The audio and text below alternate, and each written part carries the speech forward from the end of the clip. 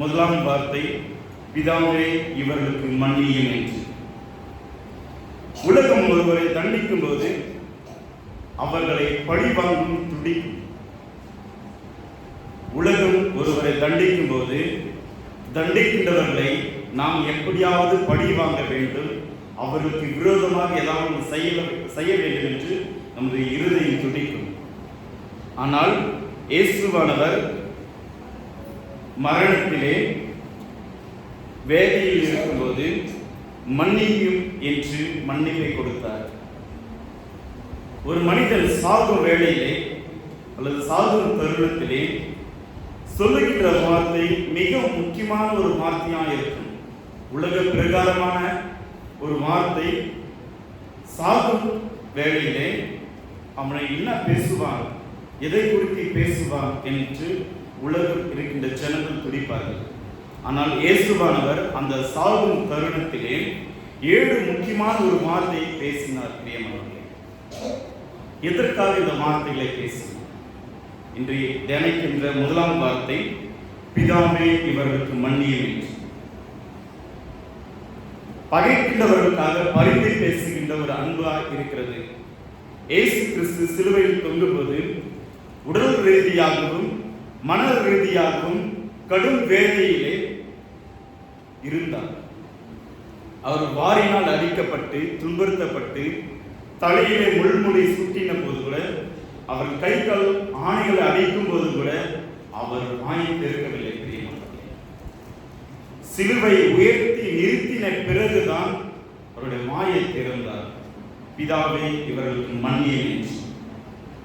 இயேசு துன்பத்தில் இருந்தும் கூட தன்னை பற்றி அவர் நினைக்கவில்லை.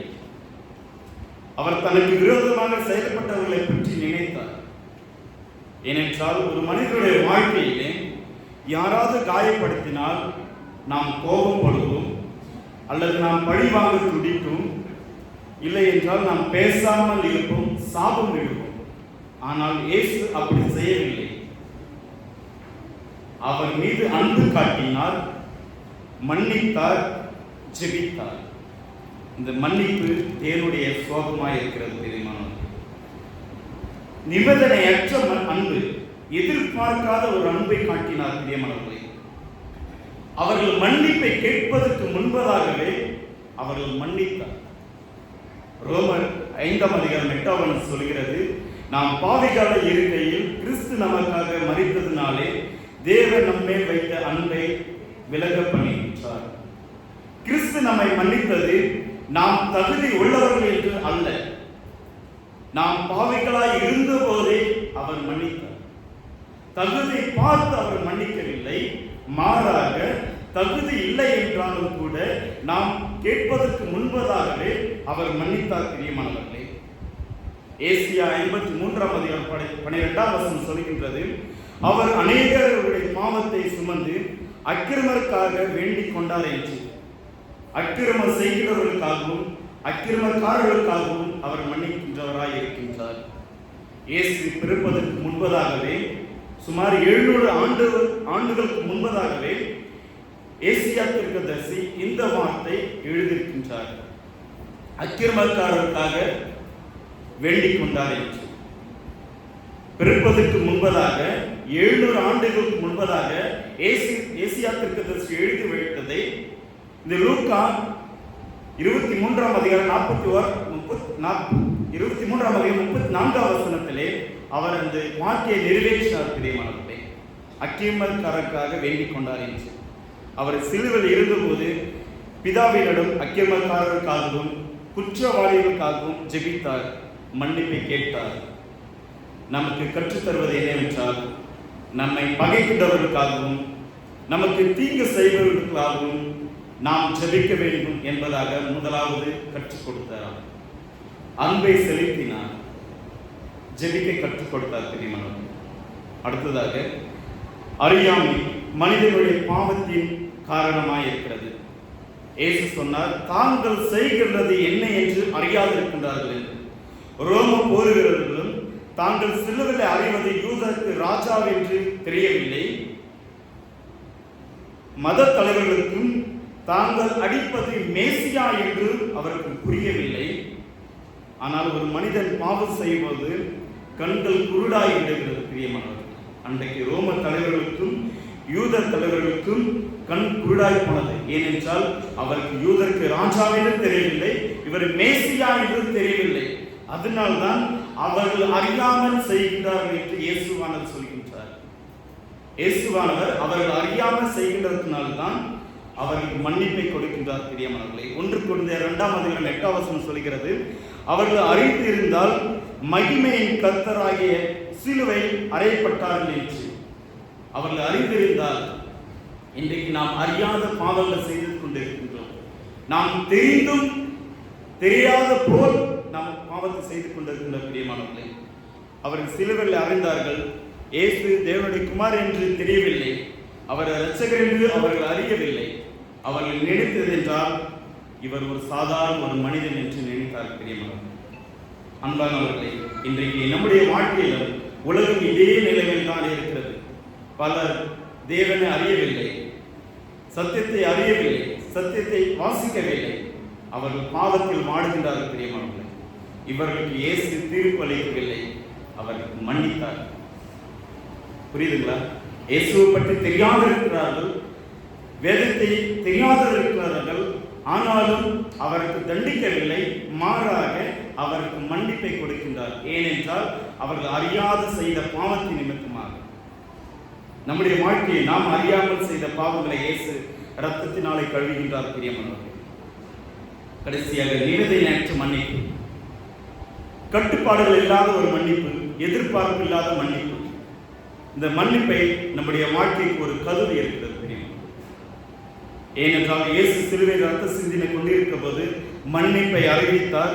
நாம் தகுதி அல்லவர்கள் என்று இருந்தபோது கூட அவர் நம்மை மன்னிக்கின்றவராய் தீர்மானித்தார். பிரியமானவர்களே, இயேசுவானவர் சிலுவையில் அறிந்தார்கள், அவருடைய மன்னிப்பை கேட்கவில்லை, மாறாக அவர்களுக்கு ஒரு பரிசை கொடுத்தார், மன்னிப்பை ஒரு பரிசை கொடுத்தார்.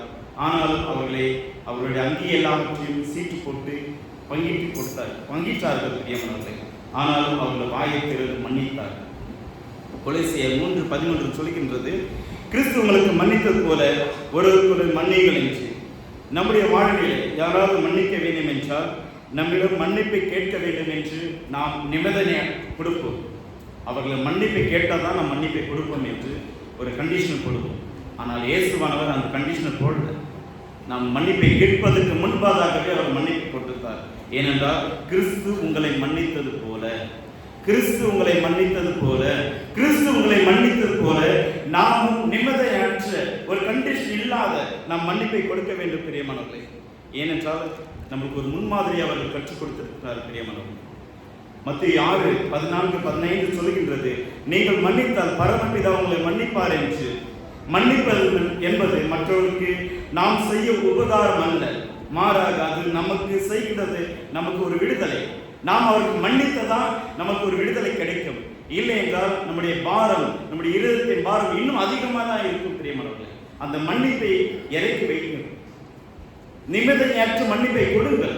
அப்போது நம்முடைய இருதய பாரம், அந்த சுமக்கின்ற பாரங்கள் எல்லாவற்றும் விடுதலை கொடுக்கும் போது பிரியமானவர்களே, நாம் மன்னிக்க விட்டால் தேவனுடைய மன்னிப்பை எடுக்க முடியும். பிரியமானவர்களே, எபேசியர் 4:13 சொல்கின்றது, ஒருவருக்கு ஒரு தயவும் மனம் ஒருக்கமுமாய் இருந்து கிறிஸ்துவுக்குள் உங்கள் தேவன் மன்னித்தது போல நீங்கள் ஒருவருக்கு ஒரு மன்னியுங்கள் என்று.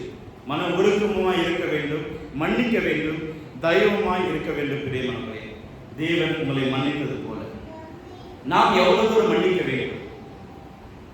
கொஞ்சம் தூரம் மன்னிக்க முடியுமா? இல்ல கொஞ்சம் மன்னிக்கிறேன் அவ்வளவுதான். மனம் நிறைவாய் மன்னிக்க வேண்டும். பிரியமானவர்களே, சங்கீதம் 103:12 சொல்கிறது, கிழக்கு மேற்கும் எவ்வளவு தூரமாய் அவ்வளவு தூரமும் நம்முடைய பாவங்களை அகற்றி விட்டார் என்று. அளவே இல்லை, கிழக்கு மேற்கு அளவே இல்லை, அவ்வளவு தூரம் நம்முடைய பாவங்களை மன்னிக்கின்றார். அப்போ அவருடைய பிள்ளைகளாகி நாம் ஒரு நிபந்தனையற்ற மன்னிப்பை நாம் கொடுக்க வேண்டும். பிரியமானவர்களே, கண்டிஷன் இல்லாத மன்னிப்பை நாம் மற்றவர்களுக்கு கொடுக்க வேண்டும். இதுதான் தேவன் விரும்புகின்றார். இன்னைக்கு நாம் ஒரு தீர்மானத்தை எடுப்போம். ஏனென்றால் இயேசுவானவர் முன்மாதிரி கொடுத்திருக்கின்றார். நம்மை காயப்படுத்துகிறவர்களை நாம் இன்னும் மன்னிக்காமல் இருக்கின்றோமா, அல்லது இயேசு சிலுவையில் இருந்த வலி வேதனை நமக்கு மன்னிப்பை தருகின்றதா? துன்பம் இருந்தாலும் மன்னித்தார். இன்று நாம் சிந்திக்கின்ற நிலையில் இருக்கின்ற பிரியமானவர்களே, நாம் மன்னிக்க வேண்டும். மற்றவர்களை துன்பப்படுத்துகின்றவர்களுக்காக நாம் மன்னிக்க வேண்டும். அந்த மன்னிப்பை நாம் பெற்றுக்கொண்டவர்களாய் மற்றவர்கள் மன்னிக்க வேண்டும். பிரியமானவர்களே, கர்த்தர் தாமே இந்த வசனங்களை ஆசீர்வதிப்பாராக. ஆமென்.